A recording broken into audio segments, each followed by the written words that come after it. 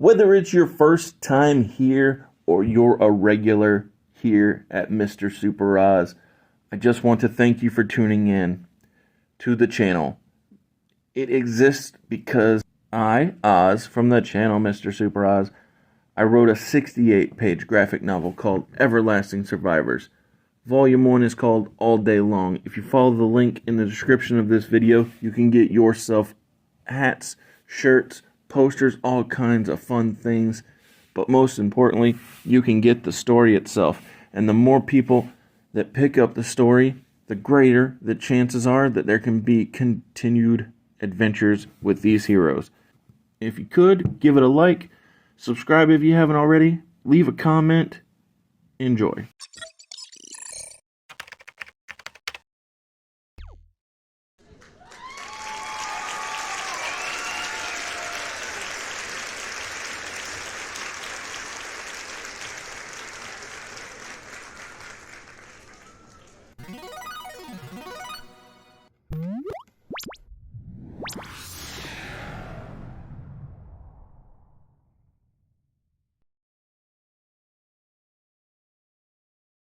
We come in on 1/27/2003.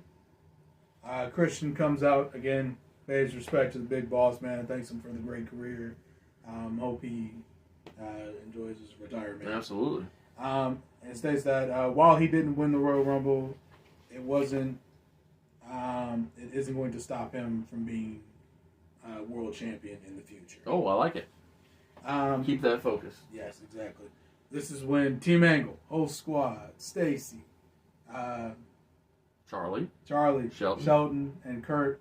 It's been a long episode. It's true. I have a feeling this might be the longest episode that's ever gone live or going out on the channel. Honestly, I like to think we push the boundaries every time we record. Dude, did you know that the previous episode of Alpha Entertainment Worldwide, Elective Ascension, is the most viewed episode in that series run? At last check, it was at 440 views. Wow. It could be more. I'm not sure because I haven't looked recently, but that was the last time I looked. It was 440. So hopefully we can keep the strong run keep going. The momentum. Yeah, that's all. It's a popular show. Appreciate it, guys. Absolutely. Team Angle comes out. Kurt states, since he can't be the hardcore hero anymore, he might as well go back to just being the American hero. Like the good old days. The good old days. I love it. Well, and Team Angle look like they're ready to go for the American hero gimmick. I'm about to say, I already got it decked out in the flag, red, whites, and blues. And it says he's going to start his journey to the United States Championship by winning the U.S. title tournament to secure a U.S. Championship match at WrestleMania. Christian, being the champion that he is, relishes the challenge and says, you know what, Kurt? I have all the faith in the world in you that you'll get a U.S. title match at some point. Probably won't win the tournament, but even if you do, cool. But, I really want to get my hands on you. I want to compete with you. So how about this? How about at our next Raw exclusive pay-per-view, No Mercy?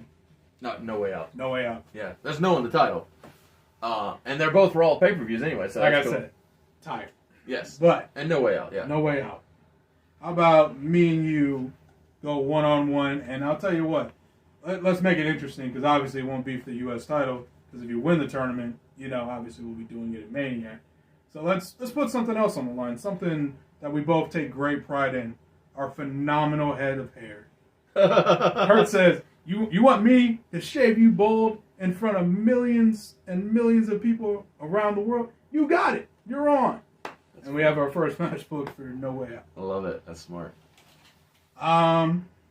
Next up, we have Cena going one-on-one with Rico. Okay. With Goldust in his corner. That's smart. Well, here's the other thing. Rico and John Cena are both OVW alumni. Yes. So that's good. That's good stuff. Did you? I don't think we talked about it on camera, but you saw the wrestler. Of course, that was well done. So well. You ever been there?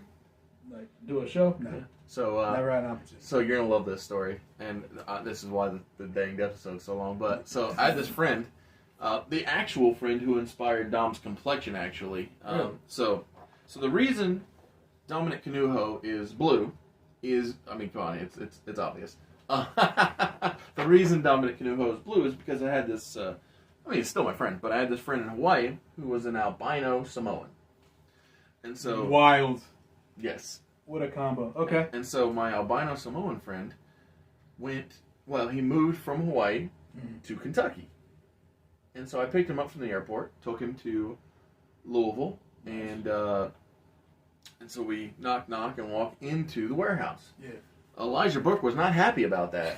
He was not a fan. He instantly was like, "Everybody, kayfabe, stop working." And I'm like, "Come on, man. We all know. Like, we wouldn't just be walking in here off the street." And so he kicked me out because I didn't pay the tuition. Tilo did.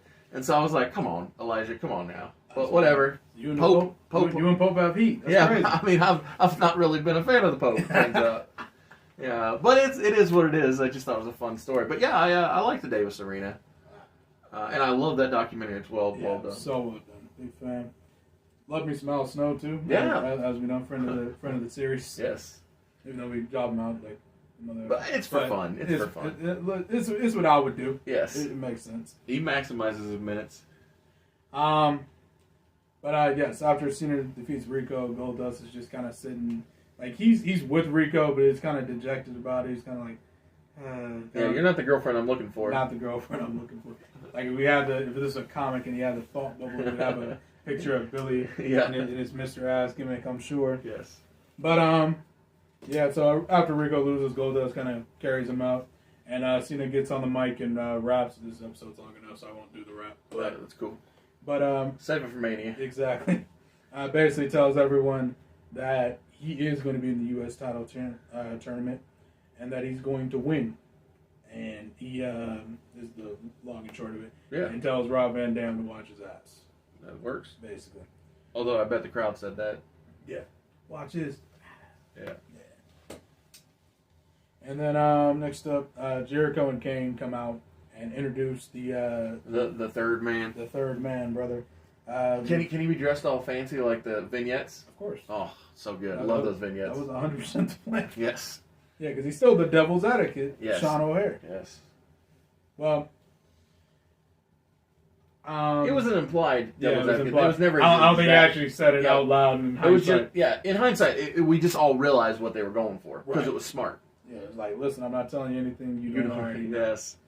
But yes, Jericho obviously runs down Sean's accolades. Former WCW World Heavyweight Champion, thanks to the Wednesday Night Wrestling remakes. Exactly.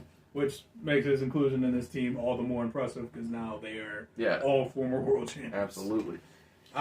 Jericho shakes his hand and then announces Jericho's inclusion in the U.S. title tournament. Ooh, nice. And Sean, of course, rubs Jericho's shoulders, has a little smile, a little devil on the I shoulder love it. That's smart. situation, and then Kane closes it out with the big. Fire, yeah. What a segment.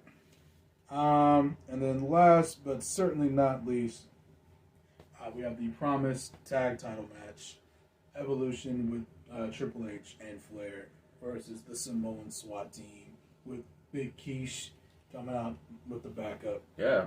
Bad blood boiling over here. Exactly. So, a lot of back and forth in this match. Evolution really, really good at cutting off the ring here. Isolates Rosie or Jamal? Rosie. Okay, so Toa reigns. Thank you. I thought it was Toa, but I wanted to double Yep, check. Toa reigns. Yep.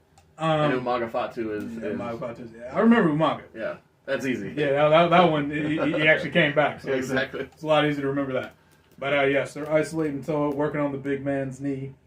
Randy is like, all right, I'm going to go ahead and wrap it up. Points at Big Nation, says, you know what's coming, big fella. Goes for the figure four, and Tao puts his foot out and shoots him out and flies out of the ring. Beautiful. Tags in Big Umaga, and he's going crazy, doing the run-in hip attack. Yeah. The sweet cheek music, if you will. I like that sweet cheek me. That's funny. Dropping both the boys off the match. Nails the Samoan drop on Orton. Similar to how Rick helped Triple H on Sunday. Thank you. At the Rumble. Triple H puts the foot on the rope, and Ric Flair is like, ref, this foot's on the rope. And then, of course, Rikishi, having none of that, drops Flair with a super kick. Love it. Throws Triple H over the barricade and says, "This is your time, boys. This is your time." So, big tag. Tao hits the Samoan drop on Batista, which sets him up for a big Samoan splash from Umaga. Yeah. Unfortunately, Batista tears his pec in this sequence. Yeah. Because he tears his pec in real life. Real life, yeah. That's how we do. That's how we do, yeah.